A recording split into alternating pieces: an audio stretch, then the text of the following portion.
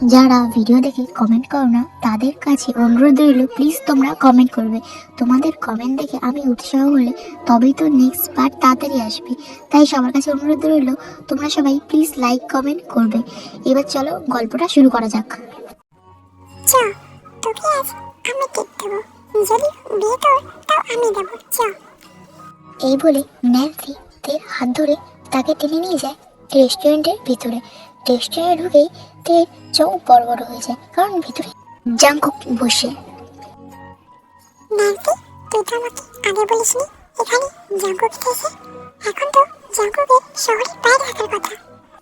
Nancy তের হাত ধরে নিয়ে জাংকুকের সামনে টেবিলে বসায়।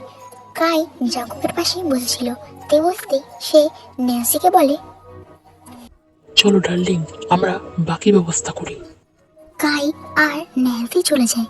দুজনে একটু সময় চুপ করে বসে থাকে। তারপর জাংকুক বলে, কি হয়েছে, আমার সাথে কথা বলছো না কেন? তুমি জানো আমি কতটা টেনশনে আছি। আর তুমি বিয়ে করতে যাচ্ছ অন্য একজনকে, আর আমাকে বলছো তোমাকে ভুলে যেতে। তুমি কি এটা সিনেমা পেয়েছো? কি হয়েছে আমাকে বলো। তোমাকে মা কি বলেছে? এতক্ষণ তে মাথা নিচু করেছিল। জাংকুকের লাস্টের কথা শুনেই জাংকুকের দিকে তাকাইতে জাংকুক বলে, আমি সেদিনে বুঝতে পেরেছিলাম যেদিন তুমি আমাদের বাড়ি থেকে মুখ গোমরা করে বেরিয়ে এসেছিলে। তোমার তো এখন ব্যবসার জন্য শহরে থাকার কথা, তুমি এখানে? হ্যাঁ, কিন্তু আমি তোমার জন্য এখানে আসতে বাধ্য হয়েছি। কি বলেছে মা তোমাকে? বলো আমাকে। তুমি যদি এখন আমাকে না বলো মা তোমাকে কি বলেছে আর অন্য ছেলেকে বিয়ে করো, আমি কিন্তু সত্যি সুসাইড করব। তে কান্না করে দেয়। জাংকুক বলে, কি হয়েছে বলো আমাকে। তে কান্না করতে করতে বলে, সেদিন যখন তুমি তোমার রুমে গেলে, আন্টি আমাকে বলেছে তোমার সাথে আর রিলেশন না রাখতে। আমি নাকি তোমার সাথে রিলেশন রেখেছি তোমার টাকার জন্য। আমার পা মাকে তোমার ঘাড়ে চাপিয়ে বসিয়ে খাওয়ানোর জন্য। আমি নাকি প্ল্যান করে এসব করছি তোমার টাকার জন্য। বলেছি আমি যদি তোমাকে বিয়ে করি তাহলে তারা আমাদেরকে কখনোই মানবে না, আমাদের সাথে কোনো রকম সম্পর্ক রাখবে না। জাংকুক, আমি চাই না তুমি আমার জন্য তোমার বাবা মার থেকে দূরে সরে যাও। তুমি আমাকে ভুলে যাও প্লিজ। জাংকুক এগিয়ে এসে তের চোখে জল মুছিয়ে দিয়ে বলে, কান্না বন্ধ করো, আজই আমি তোমাকে বিয়ে করব। না জাংকুক, প্লিজ। একদম চুপ।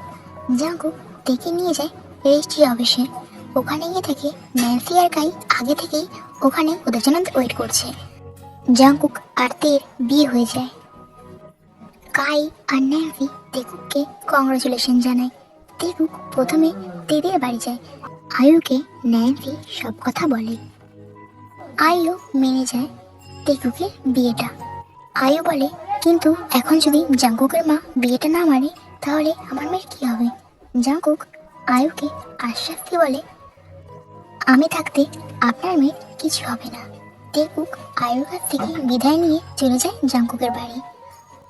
জিন তেকে দেখেই রেগে যায় আর অবাক হয় জাংকুককে দেখে।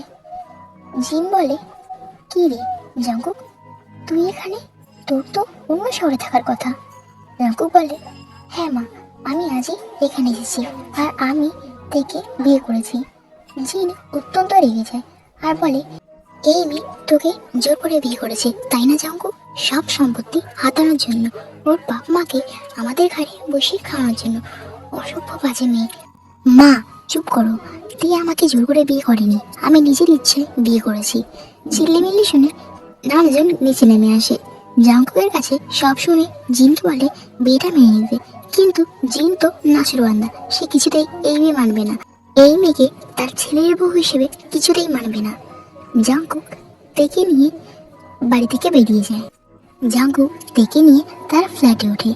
জাংকুক ভেবেছিল সে অন্য জব খুঁজবে, কিন্তু নামজনের জরুরিতে তাদের ব্যবসা সামলাতে হচ্ছে।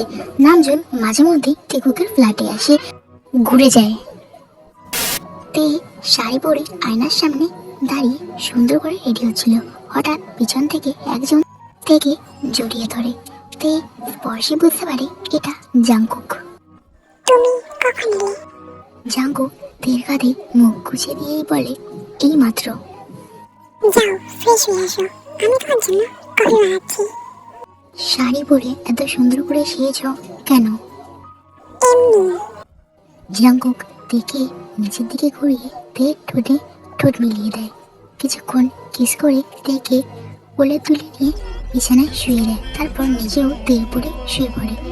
জাঙ্কুকের ঠোঁট রাজত্ব চালাচ্ছে তের ঠোঁটে, আর হাত রাজত্ব চালাচ্ছে তের গোটা শরীরে। এমন মুহূর্তে জাঙ্কুক তের কানের কাছে ফিসফিস করে বলে ওঠে, তুমি শুধুই আমার পাখি। জাঙ্কুকের এই কথাটা শুনে তে যেন আরো গলে গেল। তে ও জাঙ্কুকের সাথে তাল মেলাতে থাকে। তেকে হসপিটালে ভর্তি করা হয়েছে আফটার ডেলিভারি। বাইরে আয়ু আর জাঙ্কুক চিন্তিত মুখে বসে আছে। কিছুক্ষণ পর একটা বাচ্চার কান্নার শব্দ শোনা যায়। একটা নার্স একটা ফুটফুটে বাচ্চা নিয়ে জাঙ্কুকের সামনে আসে। কংগ্রেচুলেশন, আপনার ছেলে হয়েছে। নার্সটি এটি বলে ছেলেটিকে জাঙ্কুকের কোলে দেয়। জাঙ্কুক ছেলের কপালে চুমু খায়। কিছুক্ষণ পর জাঙ্কুককে তের সাথে দেখা করতে দেওয়া হয়। জাঙ্কুক তের কোলে ছেলেকে দেয়। জাঙ্কুক তের কপালে চুমু খায়।